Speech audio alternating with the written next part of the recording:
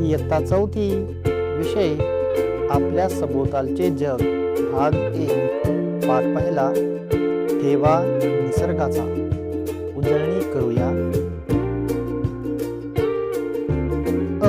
तुमच्या परिसरात आढळणारे पाण्याचे स्रोत खालील यादीतून निवडून लिहा. तलाव, समुद्र, नदी, धरण, विहीर, आड, हातपंप, बारव, ओढा, झरा, धबधबा, सरोवर. उत्तर: विहीर, हातपंप, नदी, धरण, ओढा, तलाव. आ. ओळखा पाहू मी कोण. 1. मी चिकट आणि मऊ आहे. मी पाणी सहज धरून ठेवते. उत्तर: चिकणमाती. 2. मी वाळू सारखी आहे. मी पाणी धरून ठेवू शकत नाही. वालुकामय माती. 3. मी वालुकामय माती, चिकणमाती व गाळ यांच्यापासून तयार झालेली आहे. गाळाची माती. खालील प्रश्नांची उत्तरे लिहा. 1. मातीचे उपयोग लिहा. उत्तर: 1. शेती करण्यासाठी मातीचा उपयोग होतो. 2. घरे व विटा तयार करण्यासाठी माती वापरतात. 3. मातीपासून मडकी, खेळणी व भांडी बनवतात. 4. झाडे वाढण्यासाठी माती आवश्यक असते. 2. मातीच्या प्रदूषणाची कारणे लिहा. उत्तर: रासायनिक खते व कीटकनाशकांचा अतिवापर. 2. प्लास्टिक व कचरा जमिनीत टाकणे. 3.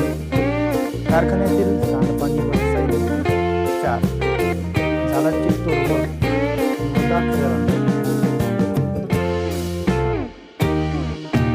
3. निर्दोष पाणी म्हणजे काय.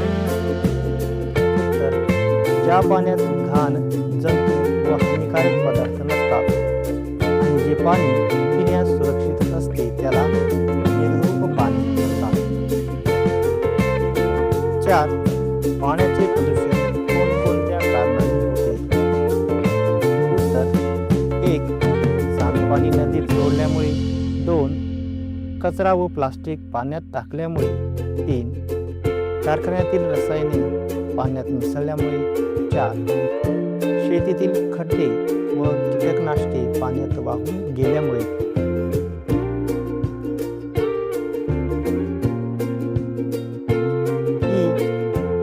घरात पाणी कशा कशात साठवले जाते ती साधने. खालील शब्दकोड्या शोधा, त्या शब्दाभोवती चौकट करा. जसे की रांजण,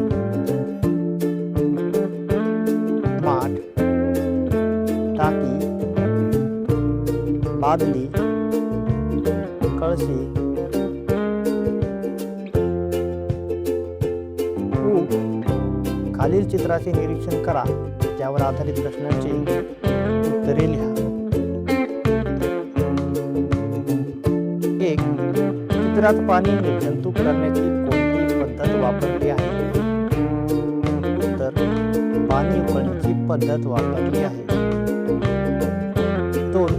निर्जंतुक होण्यासाठी पाणी किती वेळ उकळावे. उत्तर: किमान 15 ते 20 मिनिटे पाणी उकळावे. 3. पाणी उकळल्यावर ते पिण्यास सुरक्षित का होते.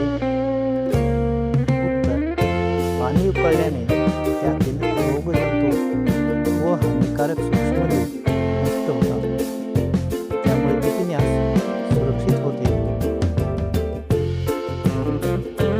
4. पाणी निर्जंतुक करण्यासाठी आणखी कोणते उपाय करता येतील. उत्तर: पाणी गाळणे, क्लोरीनच्या गोळ्या वापरणे, वॉटर फिल्टर किंवा शुद्धीकरण यंत्र वापरणे इत्यादी उपाय करता येतील. तुम्ही काय कराल ते लिहा. 1. छतावरील पाणी वाया जाऊ नये. उत्तर: मी पाणी साठवून ठेवले.